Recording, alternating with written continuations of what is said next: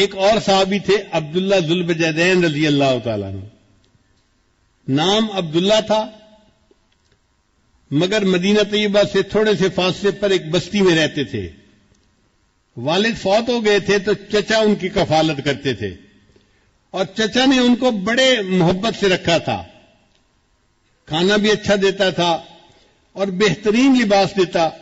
عبداللہ شکل کا بھی بہت خوبصورت تھا، پھر اس کے اوپر جب قیمتی اور خوبصورت لباس پہنتا تو اس کی جوانی کو دیکھ کے، اس کی پرسنالٹی کو دیکھ کے لوگ حیران ہوتے تھے. چنانچہ عبداللہ جب مدینہ طیبہ آتا تو لوگ حیران ہو کے اس کو دیکھتے تھے کہ کتنا خوبصورت نوجوان ہے اور کتنے اچھے کپڑے اس نے پہنے ہوئے ہیں. اللہ کی شان دیکھیں کہ عبداللہ نبی اسلام کی خدمت میں حاضر ہو گیا اور اس نے کلمہ پڑھ لیا. اب جب واپس گھر گیا تو چاہتا تو وہ تھا کہ میں نبی اسلام کی محبت کو چھپاؤں، مگر محبت چھپانے سے چھپتی نہیں ہے. ایک دم بھی محبت چھپ نہ سکی جب تیرا کسی نے نام لیا. اس کے چچا نبی اسلام کا نام لیتے یا والدہ لیتی تو عبداللہ ذرا ادھر دیکھتا، توجہ سے بات سنتا، تو گھر والوں نے فگر آؤٹ کر لیا کہ اس کے اندر کوئی نہ کوئی تبدیلی آئی ہے. چنانچہ چچا نے ایک دن اس کو بٹھا کر پوچھا، عبداللہ سچ سچ بتاؤ کیا تم مسلمان بن گئے ہو؟ تو عبداللہ رضی اللہ عنہ نے بتا دیا، ہاں میں نے کلمہ پڑھا ہے، میں مسلمان ہو گیا ہوں. چچا کو بڑا غصہ آیا. اس نے کہا کہ میں اتنا پیسہ خرچ کرتا ہوں، تمہیں بہترین غذا دیتا ہوں، تمہیں کھانا دیتا ہوں، لباس دیتا ہوں، اور تو ایسا نمک حرام کہ ہم اپنے ماں باپ کے دین پہ جمے ہوئے ہیں، تو ہمارے دین کو چھوڑ کے چلا گیا. اگر ایسا ہے تو میں تمہیں پھر اس گھر میں رہنے کی اجازت نہیں دے سکتا، میں نکال دوں گا. عبداللہ نے کہا نکال دے، میں چلا جاؤں گا. چچا کو اور غصہ آیا. اس نے تو پٹائی کی پہلے. جب ٹکا کے مار لیا نا اور اس کا غصہ تھوڑا ٹھنڈا ہوا تو اس نے کیا کیا کہ عبداللہ کے جسم پہ جو لباس تھا نا، پورا لباس کاٹ کے اتار دیا. یہ لباس میں تجھے سلوا کے دیا تھا، اب یہ لباس میں اتارتا ہوں.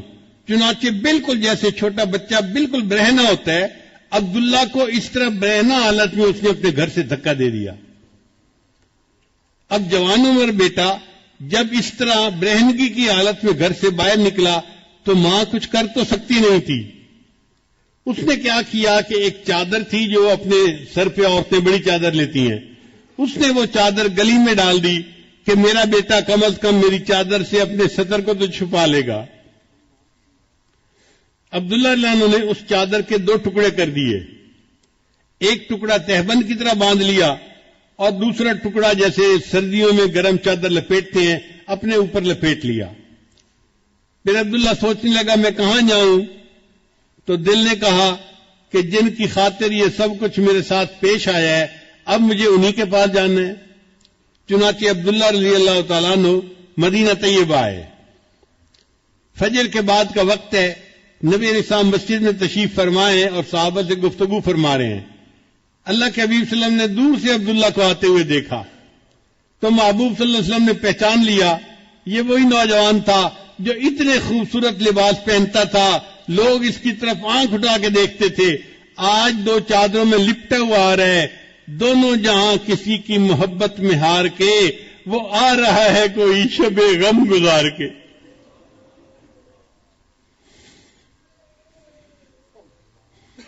جب عبداللہ عنہ آئے تو نبی علیہ السلام نے پوچھا عبداللہ کیا معاملہ پیش آیا؟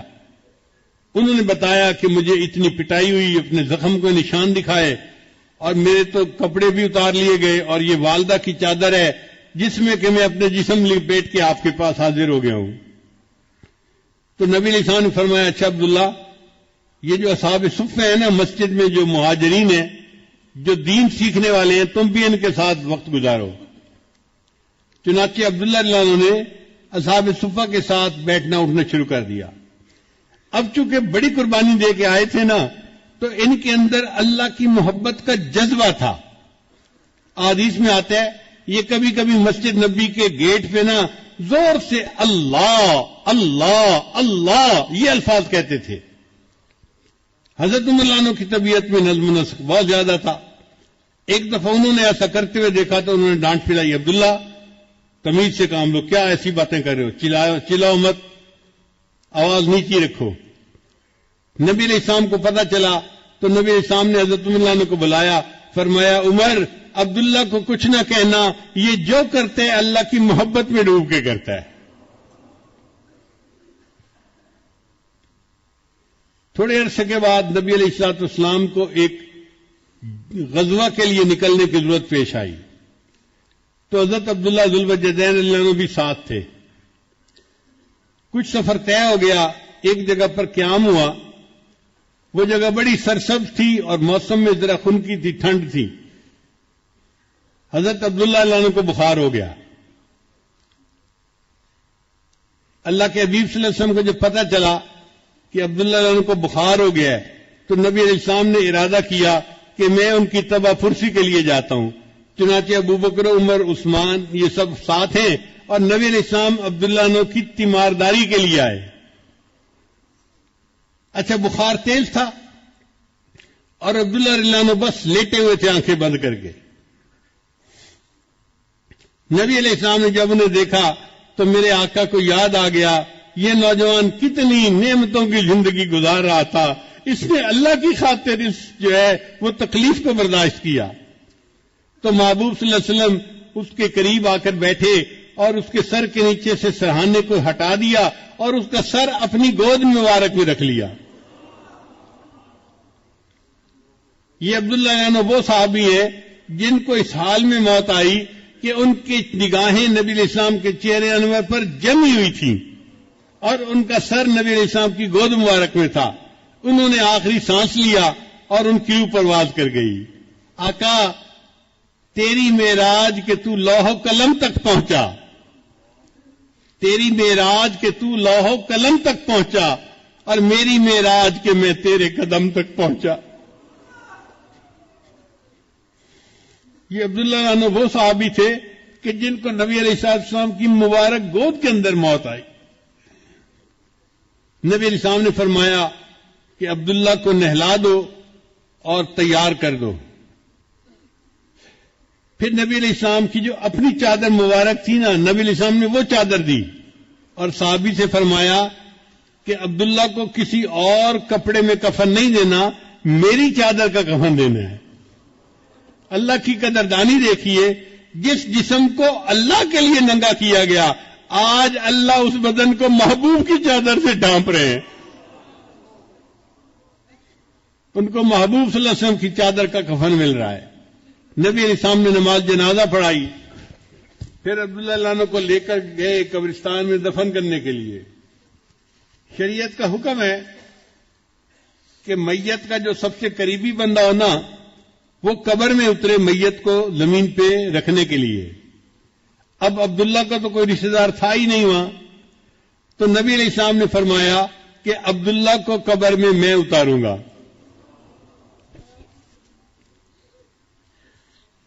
چنانچہ حدیث پاک میں آتا ہے کہ نبی علیہ السلام عبداللہ عنہ کی قبر میں نیچے اترے اور آپ نے اپنے دونوں مبارک ہاتھوں میں ان کی میت کو لیا اور اپنی امانت کو زمین کے سپرد کر دیا. پھر ان کی میت کو زمین پر رکھتے ہوئے نبی علیہ السلام نے ایک بات کہی. اس بات کو سن کے تو عمر عنہ وجد میں آ گئے. کیا بات کہی؟ نبی علیہ السلام نے یہ بات کہی, اے اللہ میں عبداللہ سے راضی ہوں, تو بھی عبداللہ سے راضی ہو جانا. حضرت عمر عنہ یہ واقعہ سنایا کرتے تھے اور تمنا کیا کرتے تھے کاش عبداللہ کی جگہ عمر الخطاب کی لاش ہوتی اور محبوب یہ فرماتے اے اللہ میں اس سے راضی ہوں, تو بھی اس سے راضی ہو جانا. اللہ کی قدردانی کی انتہا دیکھیے.